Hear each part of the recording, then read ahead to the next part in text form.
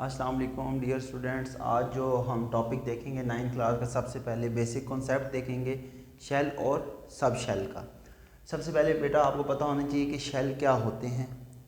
Shell basically आपके पास nucleus के इर्द गिर्द, ये आपको बेटा न्यूक्लियस है जिसमें प्रोटॉन और न्यूट्रॉन होते हैं और इसके इर्द गिर्द इलेक्ट्रॉन रिवॉल्व करते हैं और बेसिकली इलेक्ट्रॉन रिवॉल्व करते हैं इन सर्कुलर पाथ। अब ये सर्कुलर पाथ में रिवॉल्व कर रहे हैं तो ये सर्कुलर मोशन में होंगे, सर्कुलेट करेंगे, ठीक है। और जब ये सर्कुलर पाथ में रोटेट करेंगे तो ये जो पाथ बनेगा इसको बेसिकली हम शेल या ऑर्बिट बोलते हैं। इस पाथ को हम बोलते हैं शेल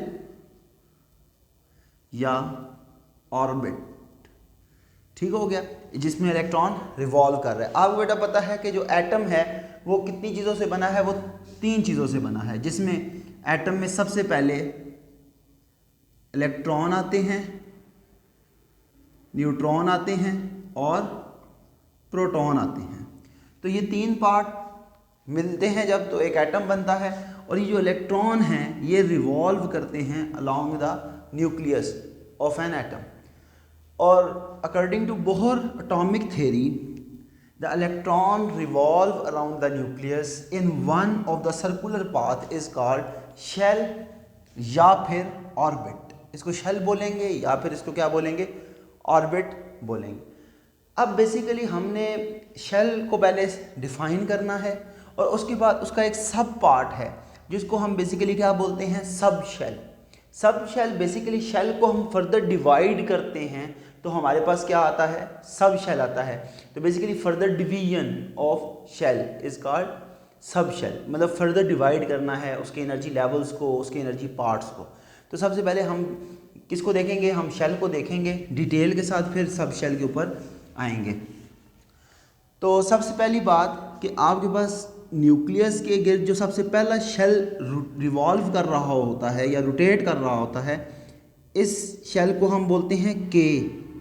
सेकंड शेल होगा एल, थर्ड शेल होगा एम, थर्ड शेल होगा फर्स्ट होगा के, सेकंड होगा आपके पास एल और जो थर्ड होगा वो आपके पास क्या होगा, एम, और जो फोर्थ वन होगा वो आपके पास क्या कहलाएगा, एन कहलाएगा। अब ये जो फर्स्ट शेल है के का जो एन है, एन नंबर, वो इक्वल टू 1 है। एल का जो एन नंबर है वो इक्वल टू 2 है। एम का जो एन नंबर है वो इक्वल टू 3 है और एन का जो एन नंबर है वो इक्वल टू 4 है। What is N? N basically shell number को रिप्रेजेंट कर रहा है, जिस तरह 1 2 3 4। तो इसके लिए ना, इसमें एक इलेक्ट्रॉन कैलकुलेट करने के लिए फार्मूला है, वो है आपके पास 2n²। अब हम n की जगह अगर वैल्यू पुट करते हैं 1 का स्क्वायर 1 ही होगा, तो आपके पास कितने इलेक्ट्रॉन आ गए, 2। अब हम l के अंदर वैल्यू पुट करते हैं l के लिए, तो 2n की जगह हम पुट करेंगे 2 2 are 4, 4 × 2 आपके पास क्या हो जाएगा, 8। इसी तरह हम पुट करते हैं m के लिए, तो इसमें हम क्या आ जाएगा आपके पास टोटल स्क्वायर के साथ 18। अब इसमें करेंगे हम पुट 4, इधर क्या आ जाएगा आपके पास 32। तो बेटा आपके पास इस फार्मूले के अकॉर्डिंग यहाँ पे हम किसी भी शेल के अंदर नंबर ऑफ इलेक्ट्रॉन कैलकुलेट कर सकते हैं। अब इन्हीं शेल्स को हम क्या करेंगे, फर्दर सब डिवाइड करेंगे। जब हम इनको सब डिवाइड करेंगे तो हमारे पास क्या जनरेट होंगे, सब शेल्स। तो अब इनको कैसे डिवाइड करेंगे इसको हम देखेंगे डिटेल से।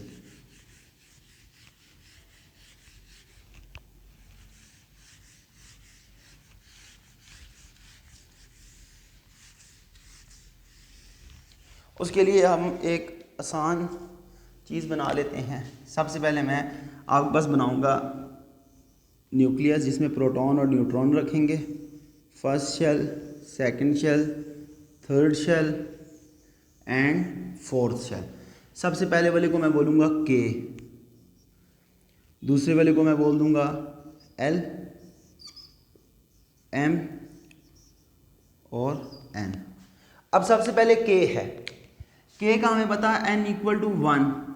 अगर k का हमारे पास n इक्वल टू 1 है तो इसमें नंबर ऑफ इलेक्ट्रॉन्स कितने हैं? 2।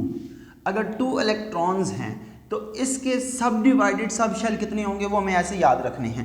आपके पास जो सब शेल हैं वो बेटा s है, s में 2 इलेक्ट्रॉन आएंगे, p है, p में 6 इलेक्ट्रॉन आएंगे, d है, d में आपके पास 10 इलेक्ट्रॉन आएंगे, f है, f में आपके पास 14 इलेक्ट्रॉन आएंगे। ये आपके पास 4 क्या हैं? सब शेल। ये 4 आपके पास क्या है? सब शेल हैं। तो सबसे पहले देखेंगे k के अंदर कितने इलेक्ट्रॉन हैं? 2। तो यहाँ पे देखेंगे हम सबसे पहले आपके पास सब शेल s है जिसमें 2 इलेक्ट्रॉन्स हैं। तो मैं कहूँगा k के कितने सब शेल हैं? सिर्फ 1, एक सब शेल है जिसको हम बोलेंगे 1s। सेकंड जो है आपके पास l है, तो l के जो n है वो इक्वल टू क्या है? 2। तो इसमें इलेक्ट्रॉन्स चेक करेंगे कितने हैं? 8 इलेक्ट्रॉन हैं टोटल। तो बेटा 8 इलेक्ट्रॉन को देखा जाए 2 + 6 8, तो इसके जो सब शेल हैं 2s और 2p हैं। ठीक हो गया, इसके सब शेल हमें पता चल गए। अब हम देखेंगे m को, इसका n इक्वल टू 3 है। तो बेटा यहाँ पे इसके इलेक्ट्रॉन कितने थे? अभी हमने पीछे देखे, इसके इलेक्ट्रॉन 18 हैं। तो हम यहाँ से चेक करेंगे 2 + 6 8, 8 + 10 18। तो इसके सब शेल हमें पता चल गए 3s, 3p और 3d। ठीक हो गया। नेक्स्ट अब हम देखेंगे किसको? n को। तो n के अंदर आपके पास n इक्वल टू 4 है। तो कितने इलेक्ट्रॉन है इसके अंदर बेटा? 32। तो इसमें देखें 2 + 6 + 10 18 + 14 32। तो इसके सब शेल बनेंगे 4s, 4p, 4d और 4f। आप पूछेंगे बेटा ये 4 कैसे लगाया सर आपने? तो बेटा 4 जो है वो आपके पास प्रिंसिपल क्वांटम नंबर बोलते हैं इसको, और ये बेसिकली आपके पास शेल नंबर है, ऑर्बिट नंबर है। इसको हम स्टार्ट में लगाते हैं और साथ सब शेल लिख देते हैं। अब इसमें अगर हम इलेक्ट्रॉन फिल करते हैं, इसमें मैक्सिमम 2 इलेक्ट्रॉन आते हैं, इसमें 6 आते हैं, इसमें 10 आते हैं और इसमें 14 आते हैं। तो इसको टोटल ऐड करें तो आपके पास 32 का फिगर कंप्लीट होता है। जिस तरह 1s में 2 आएंगे, 2s में 2, 2p में 6, 3s में 2, 3p में 6 और 3d में 10। तो इस तरह बेसिकली ये आपके पास छोटा सा कॉन्सेप्ट है शेल का और सब शेल का। इंशाल्लाह नेक्स्ट लेक्चर में हम देखेंगे ऑफ बाउ प्रिंसिपल मॉडल और इलेक्ट्रॉनिक कन्फिगरेशन। देन हम चैप्टर नंबर 3 स्टार्ट करेंगे। कुछ बेसिक कॉन्सेप्ट देख लें चैप्टर 2 के, फिर हम इंशाल्लाह चैप्टर 3 में जाएंगे। थैंक यू, अल्लाह हाफिज़।